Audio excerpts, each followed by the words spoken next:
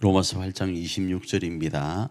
이와 같이 성령도 우리의 연약함을 도우시나니 우리는 마땅히 기도할 바를 알지 못하나 오직 성령이 말할 수 없는 단식으로 우리를 위하여 친히 간구하시느니라. 오늘 제목을 제가 도우시는 하나님 이렇게 잡고 말씀을 나누어 보려고 합니다. 우리가 무언가를 소망할 때 우리가 취할 기본적 자세가 무엇인지를 이 로마서 8장에서는 언급을 하고 있어요. 특별히 우리가 너무 힘들고 어려울 때요. 그래서 오늘 본문에 이야기하죠. 우리의 연약함을 도우시는데 우리가 어느 정도로 연약한가 하면 특별히 기도가 절실함에도 기도조차 할 수 없는 연약함 가운데 있을 때요. 이건 참 진짜 어려운 거예요. 그런 어려운 가운데 있을 때 그래도 우리는 살아내어야 되기 때문에 소망의 어떤 끈앞을 잡아야 되잖아요. 그럴 때 우리가 취할 기본적 자세가 뭔가 했을 때 첫 번째, 우리를 도우시는 하나님을 기억하고 찾는 거예요. 그래서 아까도 말씀드린 것처럼 기도가 절실함에도 기도조차 할 수 없는 연약함 가운데 있을 때 하나님이 우리를 도우신다를 믿고 찾고 나아가는 겁니다. 그걸 기억하면서 말이죠. 왜 그런가? 오늘 본문에서 이렇게 이야기하죠. 성령님은 우리의 연약함을 아신다고 해요. 그래서 우리의 연약함은 어느 정도로 아시는가? 제가 그냥 영어는 발음이 좀 시원찮으니까 직역해서 말씀을 드리면 8장 26절에 이 말씀에서 오직 성령이 말할 수 없는 단식으로 라는 이 단어가요, 영어 버전에서는 하나님, 성령 하나님이 신음하세요. 아이고 이러는 거예요. 그 아이고 한숨 소리가 어마어마한 깊은 한숨 소리예요. 한숨이라기보다는 단식이에요. 신음이에요. 왜 그런가 하면 지금 기도해야 되는데 기도할 수도 없는 그 환경 속에 지금 빠져서 허우적거리는 우리를 바라보시면서 성령님이 지금 단식하시는 거예요. 이게 아닙니다. 내가 어찌할 바 모를 때 그 부모의 심정으로, 보호자의 심정으로 그가 일어나길 바라면서 제발 좀 힘내었으면 좋겠는데 힘내지 못하는 건요. 조금 간단하게 표현을 하면 경주장에서 우리 선수들이 정말 최선을 다해서 완전히 몸을 다 불사른 거예요. 불사르고 이제 마지막 고지를 향해 나아가는데 거기서 자빠지는 거예요. 그래서 우리가 응원을 하잖아요. 일어나라고, 한 걸음만 더 뛰면 된다고. 그렇게 응원하는 그것과 같은 단식, 그보다 더 깊은 부모의 심정으로 단식하면서 오늘 우리를 위하여 기도하신다. 그러니 우리는 어떻게 해야 되는가? 그 하나님을 기억하고 우리를 도우시는 하나님을 찾는 거예요. 하나님은 이미 우리의 모습을 아시니까요. 그래서 우리를 위해 기도하시는 이 성령님을 기억하고 하나님을 찾는데, 또 하나 알아야 될 것은 이렇게 기도하시는 성령님을 우리 성부 하나님은 또 아세요. 우리가 보편적으로 교회에서 하나님 하면 뭐 보편적으로 어떤 질문에 답이 한 80% 이상은 맞잖아요. 그런데 조금 나누면 예수님 우리의 기도를 들어주십시오 하면 맞아요. 근데 조금 나누면 누구의 이름으로 누구에게 기도하는가 하면 예수님의 이름으로 성부 하나님께 기도하는 거예요. 그렇죠? 그런데 그 기도하는 중간에 예수님의 이름으로 기도하지만 우리는 누구를 의지하고 기도하는가 하면 성령님을 의지해서 기도하는 거예요. 그런데 그 기도를 들으시는 분은 성령님도 맞고 예수님도 맞지만 조금 나눈다고 하면 성부 하나님이에요. 좀 나누어서 이야기를 한다면 그 나누어서 이야기할 때를 여러분 지난주에도 말씀드린 것처럼 신인 동행 동성론으로 생각하셔도 됩니다. 우리의 이해를 돕기 위해서 그렇게 나누어서 이해하면 좋을 것 같아요. 그래서 오늘 하나님이 우리를 위해서 신음하시면서 우리의 지금의 모습을 보시면서 안타까워서 단식하시면서 기도하는 성령님의 기도를 하나님이 아시는 거예요. 왜 하나님께서는 이 성령 하나님이 우리를 위하여 이렇게 단식하며 기도하는 것을 더 즐거이 들으시는가 하면, 성령 하나님의 기도는요, 우리의 기도와는 달라요. 어떤 기도인가? 하나님의 뜻대로 하는 기도이기 때문에 하나님은 우리를 위하여 기도하는 성령 하나님의 기도에 더 민감하게 반응하세요. 로마서 8장 27절 한번 볼까요? 읽습니다. 마음을 살피시는 이가 성령의 생각을 아시나니 이는 성령이 하나님의 뜻대로 성도를 위하여 간구하심이라. 자, 여기서 성령님이 구하는 것이 무엇인지를 말씀을 해요.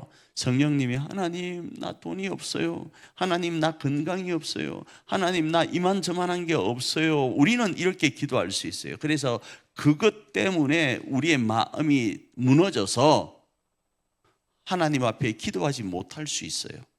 그걸 성령 하나님은 보시고 단식하시면서 하나님께 구하는데, 하나님 일자선 교회 돈이 없대요, 하나님 어떻게 해요? 이렇게 성령님이 기도하시는 게 아니라 하나님 일자산 교회에 부흥이 필요합니다라고 기도한다 이겁니다.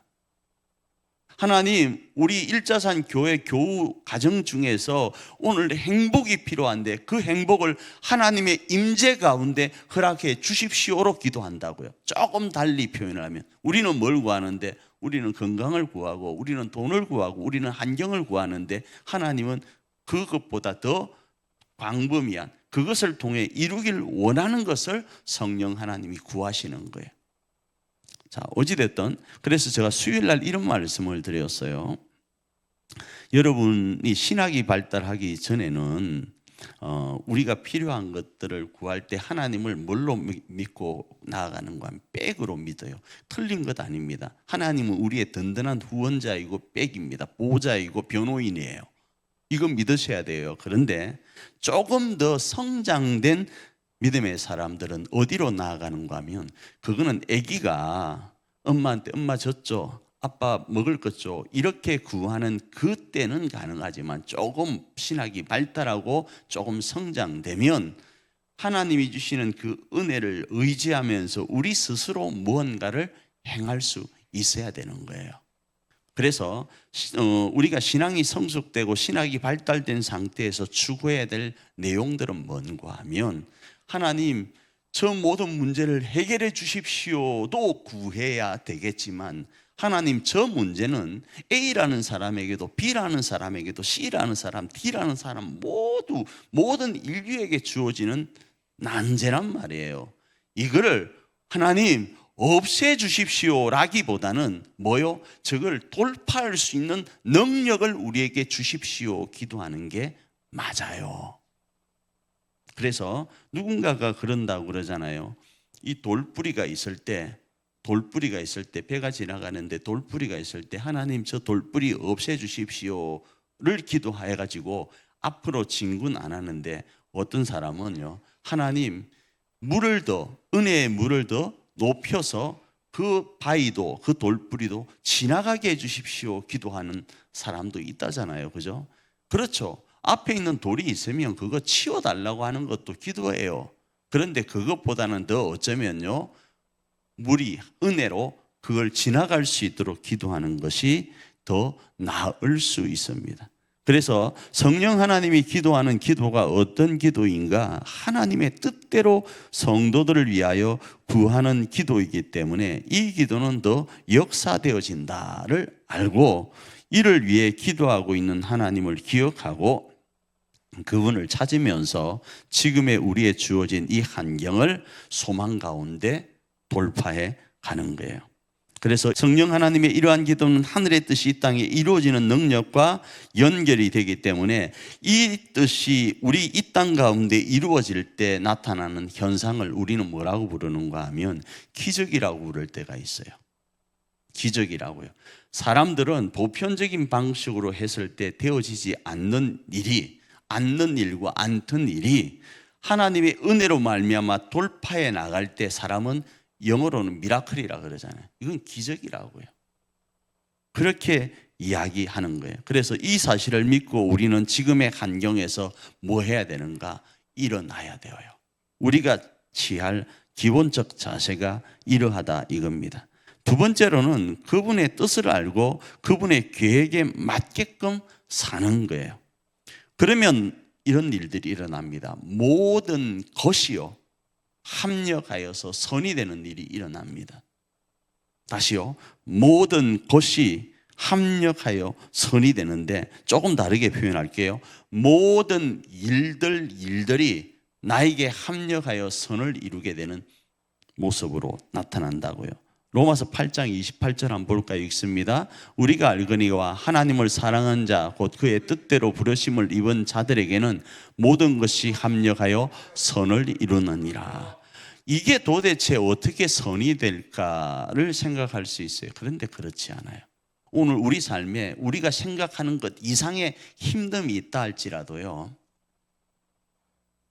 우리 마음이 하나님께 소망을 두고 하나님이 모든 것을 합력하여서 선이 되도록 하신다라는 그 사실을 부여잡고 즐겁게 살아가야 되는 거예요.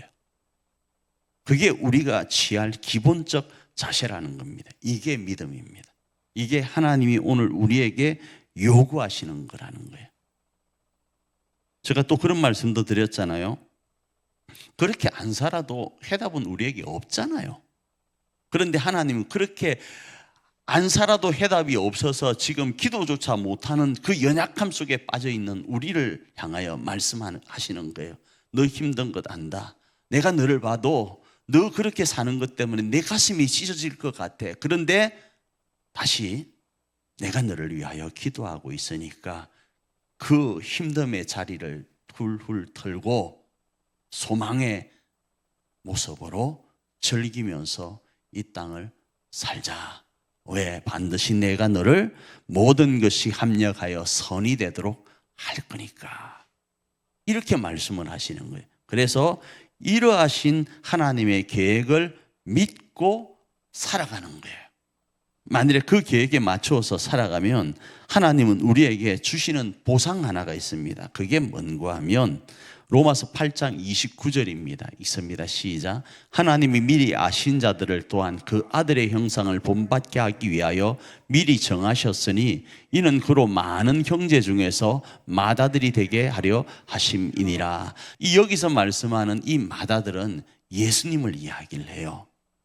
그런데 예수님이 우리 지금 믿는 일자산의 공동체 이런 한 사람 한 사람에게 이 소망, 모든 것이 합력하여 선이 되도록 하기 위해서 뭘 하셨는가? 친히 맏아들이 되셨다. 이렇게 이야기를 하는 거예요. 예수님이 친히 맏아들이 되었다라는 것은 예수님이 걸어가신 그 길 끝자락에 뭐가 있죠? 부활이 있고, 예수님이 걸어가신 그 끝자락에는 성천이 있고, 예수님이 걸어가신 그 끝자락 성천 위에는 하나님 보좌 우편에 앉으심이 있잖아요. 그것이 누구요? 우리에게도 동일하게 주어진다라는 거예요. 이 믿음으로 살아가는 이들에게는요, 그분의 뜻을 알고 그분의 계획에 맞추어 믿음으로 살아가는 사람, 그 사람들에게는 맏아들이신 예수님을 닮아서 하나님의 아들의 형상으로 나아갈 수 있게 된다라는 거예요. 그래서 우리는 오늘 우리가 기본적으로 취할 자세는 두 가지로 요약해서 정리할 수 있습니다. 우리가 기도조차 하기 힘든 연약함 속에 있을 때 우리를 도우시는 하나님, 심지어 우리를 대신해서 탄식하시며 기도하시는 성령님을 기억하고 그 하나님의 마음을 가지고 오늘을 살아가는 것. 두 번째로는 그분의 뜻을 알았다면 그분이 반드시 지금의 이 모든 환경들을 합력하여 선이 되도록 하실 거라는 것을 믿고 살아가는 거예요. 자, 그런데 그분의 이러한 뜻을 알고 우리는 살아갈 때 우리는 한 가지 지금에 주어진 기도조차 못할 이 환경 속에 이 모습들을 어떻게 정의해야 되는가 하면 지금의 이 환경들을 하나님 안에서 거룩한 짐으로 정의해야 됩니다. 거룩한 짐으로 말이죠. 그래서 이런 일, 다시 말하면 이 거룩한 짐이라는 그 끝자락에는 뭐가 있는가? 영광이 있다는 사실을 부여잡고 이런 거룩한 짐, 내가 지금 기도조차 못할 이런 환경의 모든 것들, 이 일이라는 것, 일하는 것, 삶이라는 이 모든 것들을 하나님께서는 뭉쳐서 선이 되도록 하실 거라는 그 믿음 안에서 이 선이 되는 것이 영광과 연결되어 있다는 사실을 알고 이 고난을 거룩한 짐으로 여기며 그 걸음을 걸어가는 거예요. 그리고 그 걸음을 걸어갈 때 바라보아야 될 것이 있는데 바로 로마서 8장 17절에 이렇게 말씀을 합니다. 있습니다. 자녀이면 또한 상속자 곧 하나님의 상속자요 그리스도와 함께한 상속자니 우리가 그와 함께 영광을 받기 위하여 고난도 함께 받아야 할 것이니라. 29절에서 우리를 위해서 맏아들이 되신 예수님, 그분의 형상대로 우리도 오늘을 살아갈 수 있게 하나님은 하시는데, 그 그리스도 맏아들 되신 예수님의 면면을 바라보니까 그분이 영광을 받기 위해서 어떤 걸음을 걸어가셨는가? 바로 거룩한 짐을 지는 고난의 걸음을 걸어가셨다라는 거예요. 그래서 지금 우리가 정의할 때 하나님과 동떨어져서 지금의 우리의 삶을 정의하지 말고 그리스도와 연합된 모습 가운데서 지금의 이 기도조차 하기 힘든 환경을 정의하는 거예요. 이걸 고난이다, 이걸 거룩한 짐이라고 정의하고, 이 거룩한 짐을 하나님이 뻔히 보고 계시니까 하나님이 이것들을 합쳐서 선이 되도록 하실 거라는 믿음을 가지고 이 고난의 짐을 거룩하게 감당해 가는 거예요. 왜 그런가 하면 이 고난은요, 다시요, 장차 올 영광과 비교될 수 없기 때문입니다. 로마서 8장 18절입니다. 읽습니다. 시작. 생각컨대 현재의 고난은 장차 우리에게 나타날 영광과 비교할 수 없도다. 이런 겁니다. 내가 출산이라는 산고를 겪습니다. 그런데 출산이라는 그 산고를 겪지만 그것이 그때는 죽을 것 같아요. 그런데 출산하고 난 이후에 또 제차 하나를 더 놓고 또 제차 하나를 더 놓는 이유 중에 하나는 그 고난이 그때는 죽을 것 같았는데 아이를 출산하고 겪게 되는 그 행복이 이 출산을 이겨내잖아요. 그래서 생각도 안 되어질 때가 있잖아요.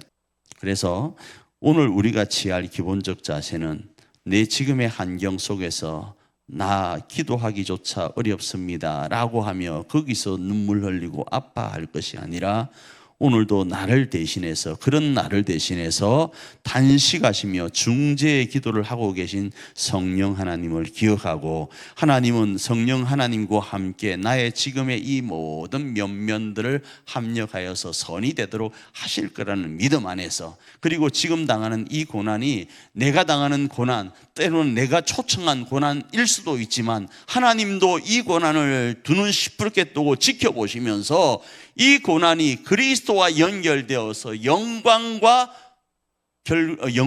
연결되도록 하신다는 사실을 기억하면서 오늘 우리가 힘내어서 이 도우시는 하나님과 승리하길 원합니다. 그러면 오늘도 우리 안에 소망이 있을 겁니다. 그러면 우리 넉넉히 이것을 이기고 하나님을 간증하게 될 것입니다. 그 주인공이 바로 저와 여러분이기를 축복합니다.